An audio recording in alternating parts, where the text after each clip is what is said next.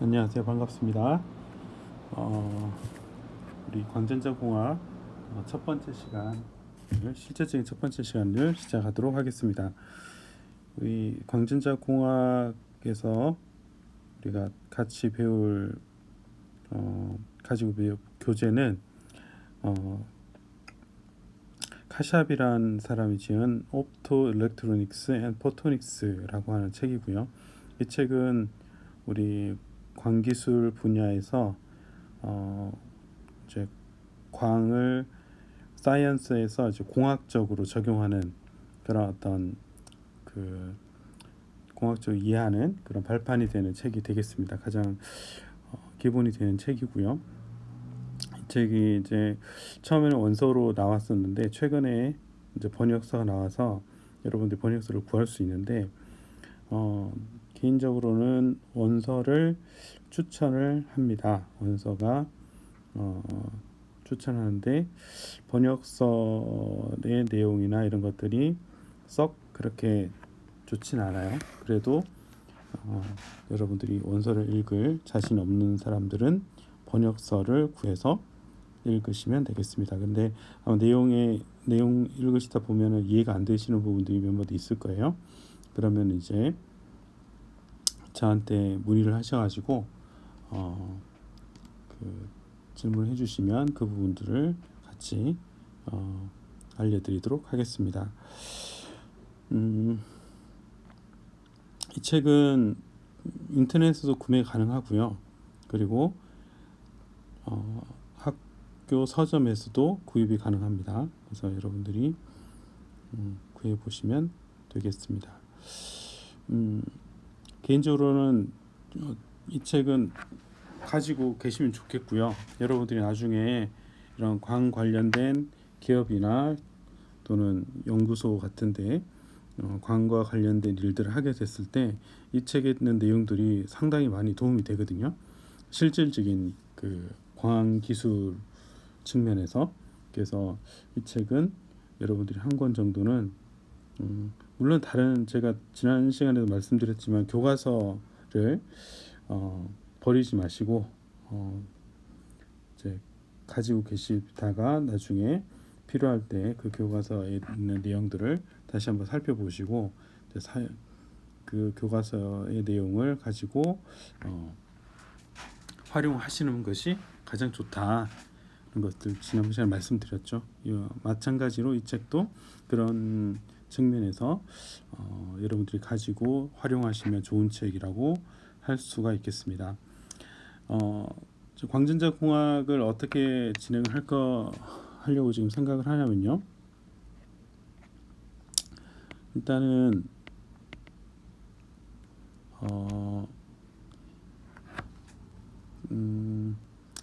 제가 여러분들이 파동과학을 2학년 2학기 때 아마 배웠을 거예요. 배운 사람도 있고 이제 수업을 안 들은 사람도 있겠지만 또 우리가 광학 실험에서도 이제 파동과학을 조금 배웠었고요. 빛은 이제 파동과 입자의 성질을 가지고 있다 이렇게 얘기를 하죠. 그래서 여러 가지로 이제 해석 설명할 수 있는데 그 중에서 빛을 가장 많이 활용하고 또 적용하는 분야가 파동이라는 성질을 가지고 빛을 설명을 하고 있습니다.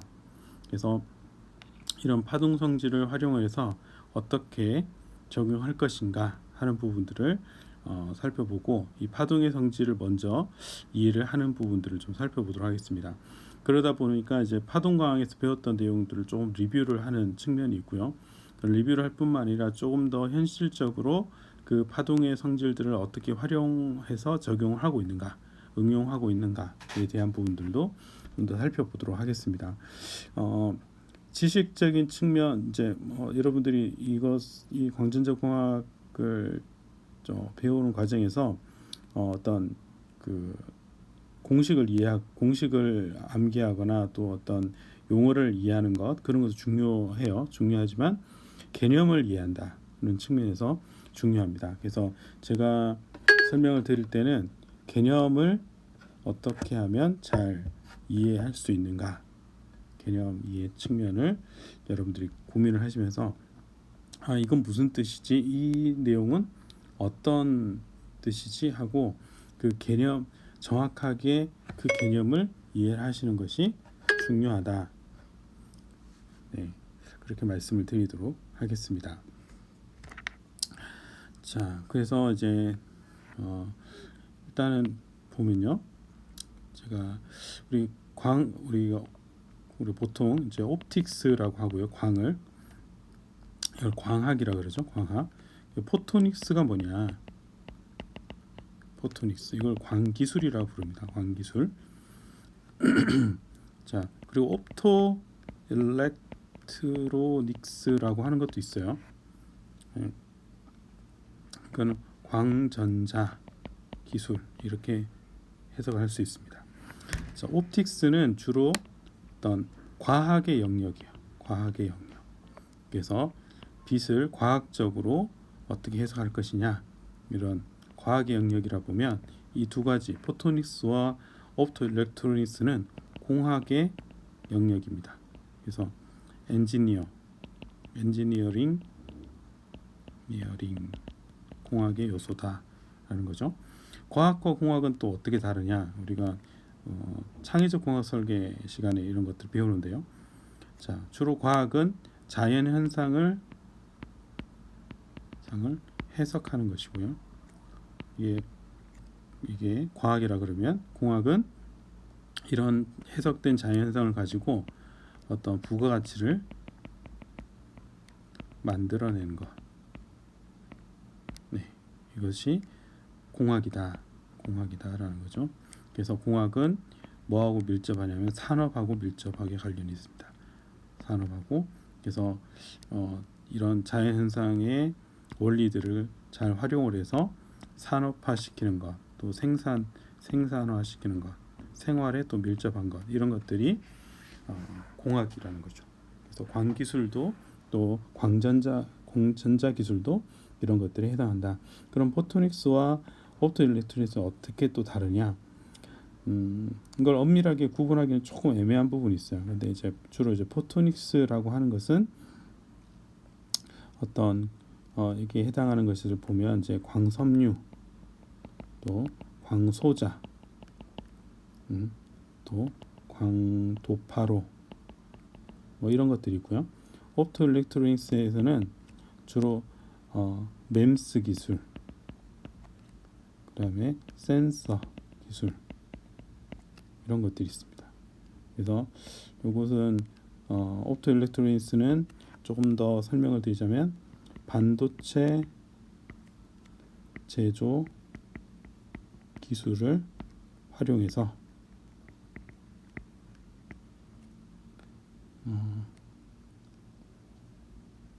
활용한 것이 되겠고요. 네, 옵토일렉트로닉스는 그런 부분 드리겠습니다.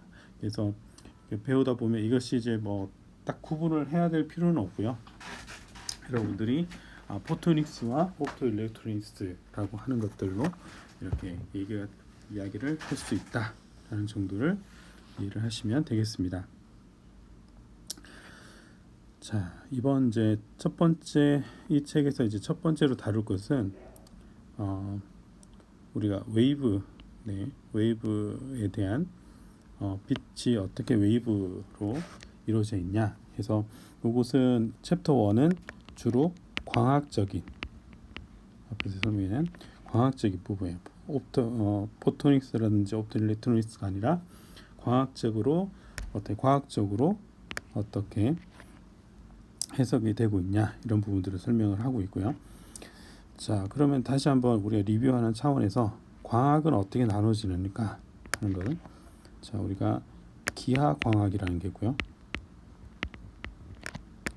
그 다음에 파동광학, 그 다음에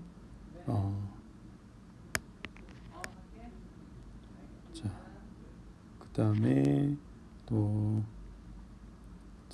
양자 광학, 네. 그 다음에 또 뭐 요새는 퓨리에 광학, 뭐 이런 것도 있고요. 그 다음에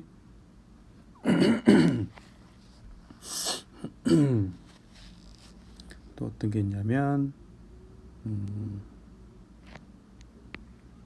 네, 비선형 광학이라는 것도 있습니다. 선형 광학 이런 것도 있어요. 자, 뭐 양장화학, 표리광학, 비선형 광학 이런 것들을 자세하게 이 시간에 설명을 드릴 수는 없고요. 일단은 잘 아는 기하광학과 파동광학은, 기하광학은 빛을 선의 선으로 빛이 이제 직진성을 가지고 설명한 것이 기하광학입니다. 그래서 기하광학은 뭐 렌즈라든지 망원경 이런 것을 해석하기 위한 어떤 이걸 이제 마크로 영역이라 그러는데, 이런 아주 소규모 작은 영역이 아니라 큰 영역에서 어떻게 빛을 활용할 수 있는가, 또 뭐 우리가 이것을 이용해서 이제 자동차의 헤드라이트를 설계한다든지 하는 것이 이런 기하광학에서 발생되는 것입니다. 그래서 기하광학을 우리가 학습을 하면, 우리가 지금 저희 학과에서 기하광학이 있거든요. 기하광학을 학습을 하면 이것은 어디랑 연결이 되냐면, 우리가 광학계 설계, 광학계 시스템 설계, 그래서 어떤 걸 배우냐면 코드 5라고 하는 걸 배워요. 이것은 렌즈를 설계하는 툴인데요. 렌즈라든지 망원경, 또 현미경, 또 카메라,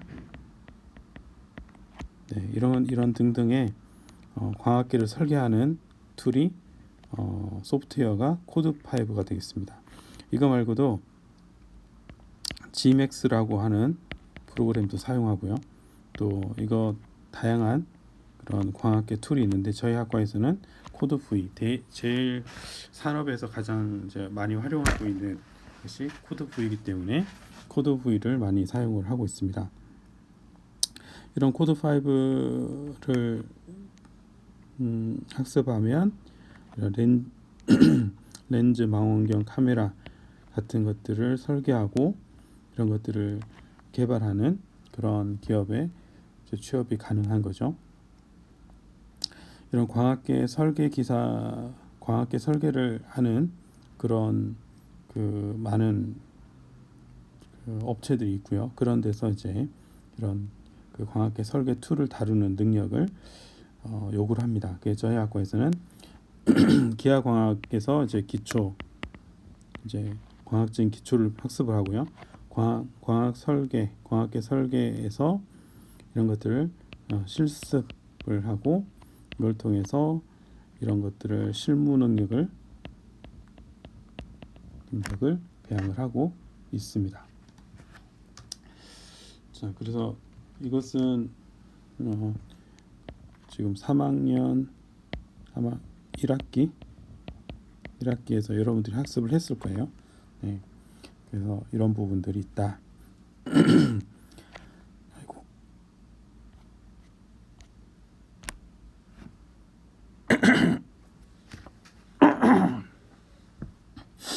자, 그다음 파동광학은 그럼 어떤 것이냐? 파동광학은 빛을 파동으로 해석을 하는 거죠. 파동.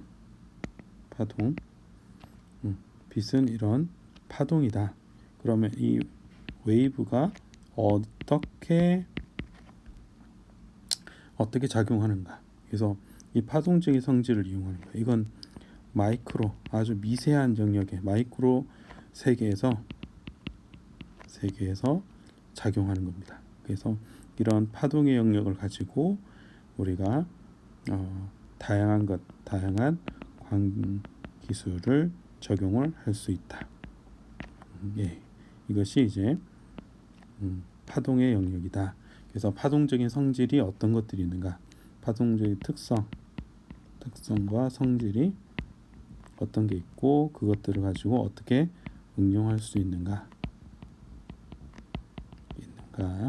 하는 것이 이번 광전자 광전자 공학에서 여러분들에게 같이 배우고자 하는 부분이 되겠습니다. 그래서 챕터 1에서 배우는 이런 그 파동 광학, 파동적인 성질, 빛의 파동적인 성질을 잘 이해하는 것이 중요하다라는 거죠.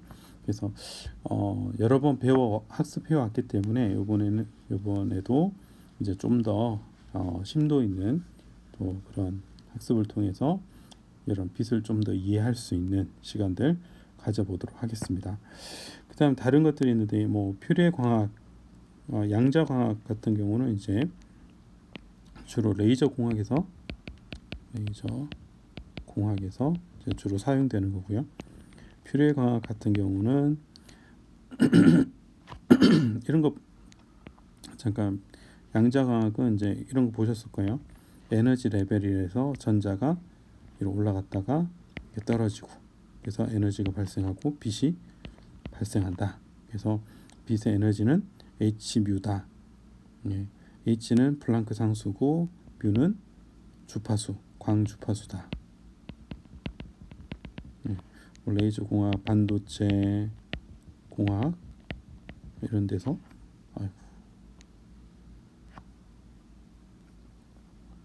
죄송합니다. 다시 가서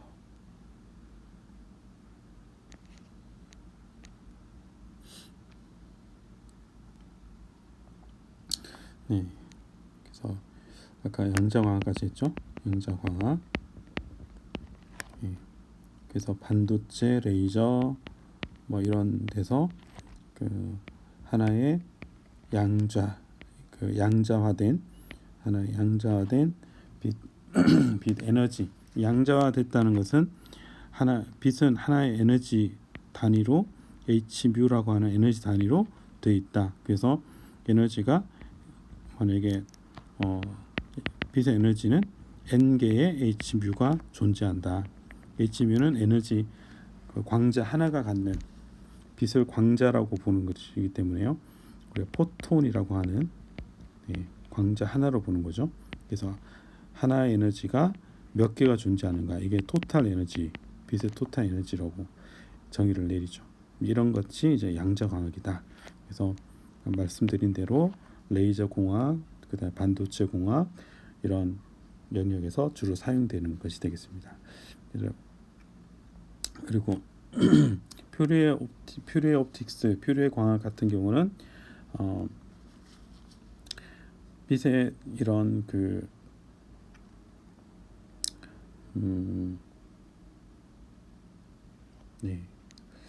이것도 퓨리에 광학도 어디서 사용되냐면 이런 광학계를 해석하는데, 이곳에서는 어떤 기하광학적인 측면과 파동광학적인 측면을 이제 같이 통합해서 이제 확인할 수 있는 것이 퓨리에 광학이라고 볼 수 있습니다. 그래서 이런 광학계를 해석하는 데 주로 사용이 된다라는 거 보시고요. 아쉽게도 이런 퓨리에 광학은 저희 학과에서 다루지 못하고 있습니다. 주로 이제 그 대학원 과정이라든지 이제 고급 과정에 왔을 때 여러분 다룰 수 있고요. 비선형 광학은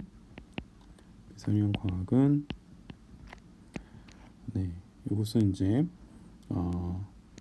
이것도 사실 한마디로 설명하기가 조금 어려운데요. 우리가 굴절율이 빛이 어떤 매질에 들어온다 했을 때 굴절율을 만나죠. 그리고 빛이 투과가 됩니다. 그래서 이런 굴절율은 파장에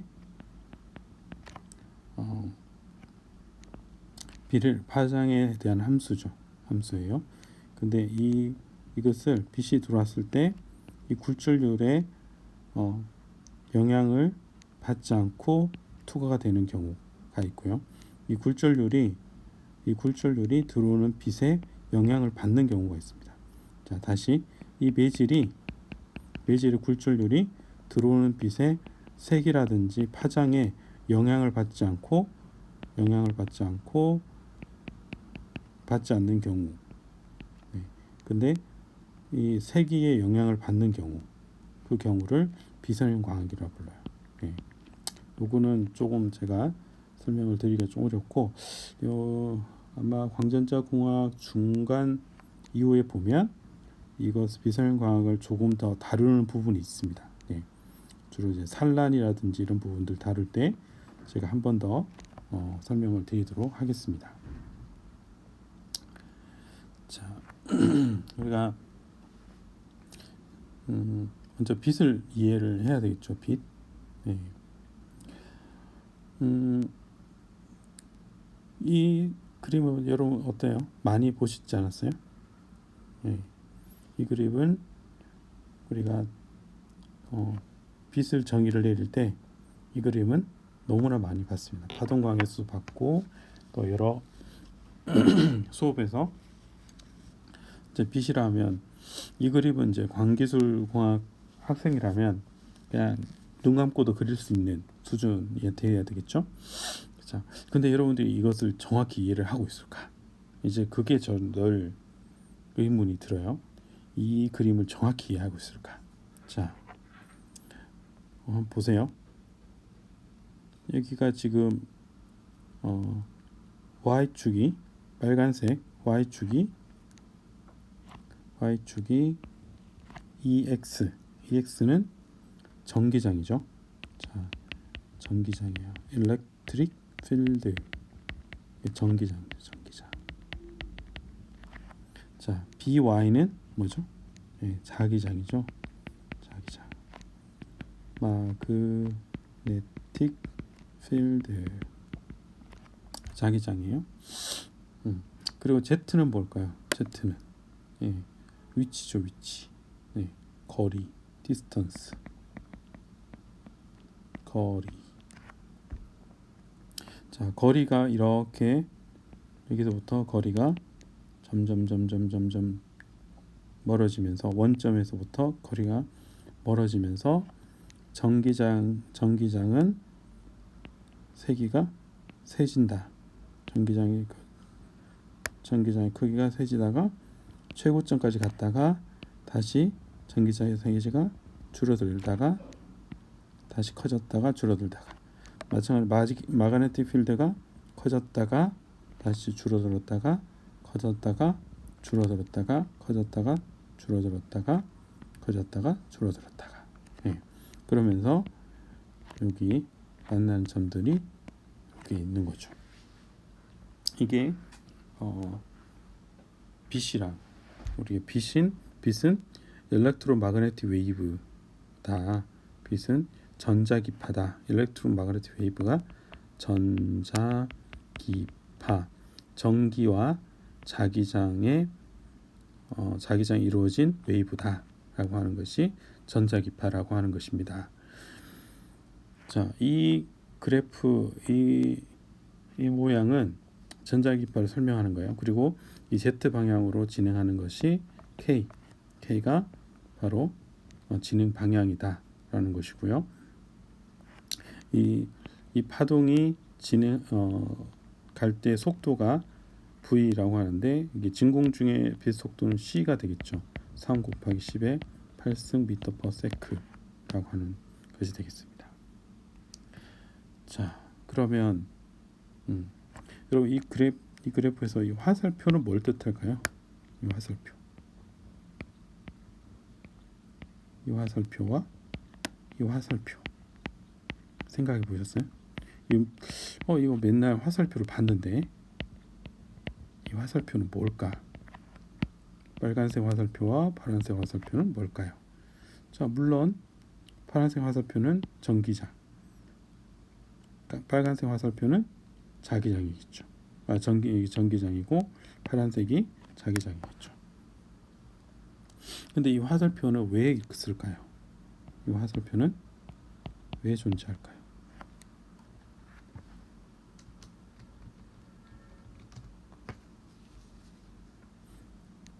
왜 존재할 것 같아요? 네.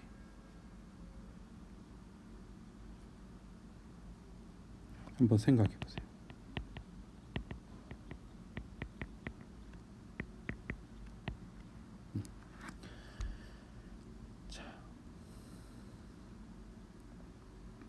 생각해 보세요. 자, 그러면 이것은 다음에 설명을 드리고요. 여러분 생각하는 시간을 좀 더 드리기 위해서 다음에 설명을 드리고, 웨이브인데 여기 보시면 엘렉트로매그네틱 웨이브는 트래블링 웨이브다. 전기장은 전자기파는 트래블링 웨이브다. 트래블링 웨이브는 진행파라고 부릅니다. 진행파. 그래서 우리가 공간 중으로 진행하는 파가 트래블링 웨이브예요. 그래서 타임 베어링 일렉트릭 마그네틱 필드. 그래서 시간에 따라서 전기장과 자기장이 바뀌는 그런 것이 트래블링 웨이브인데, 이것들은 이 전기장과 자기장은 서로 수직하다. 그리고 진행하는 방향은 Z 방향이다 라고 하는 거죠. 자, 여기서 이해할 것은 우리가 한번 이해를 해봅시다. 일단은 웨이브를 한번 이해해 볼까요? 웨이브, 파동이에요. 파동. 이제 우리가 첫 번째 여러분들 이해할 것은 파동이 뭔가. 두 번째, 트래블링 웨이브는 또 뭔가.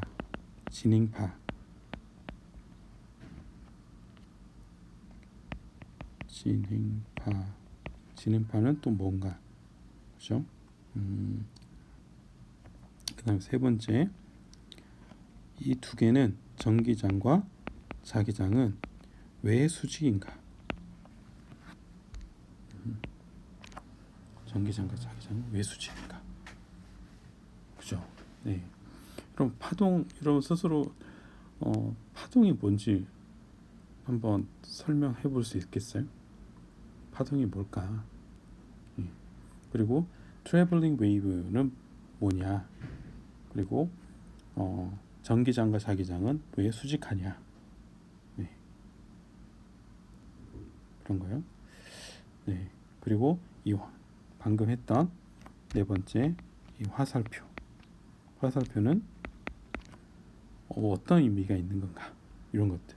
자, 이런 단순한 그림이지만 이 그림에 함축되어 있는 여러 가지 의미들이 있습니다. 그래서 그 의미를 정확하게 이해를 하면 여러분들이 아주 많은 것들을 쉽게 이해를 할 수 있어요. 근데 이런 의미를 정확하게 이해를 하지 못하면 많은 내용도, 많은 지식도 사실은 여러분 것이 되지 않습니다. 그래서 정확한 의미를 이해하는 것이 중요하다. 그래서 그 이해를 하는데 그냥 듣고 지나쳐 버리면 안 되고요. 여러분들이 곰곰이 생각하는 시간들이 반드시 필요해요. 그래서 다음 시간에는 방금 우리가 살펴봤던 이런 부분들에 대해서 조금 더 깊이 한번 다뤄보도록 하겠습니다. 네, 수고하셨습니다.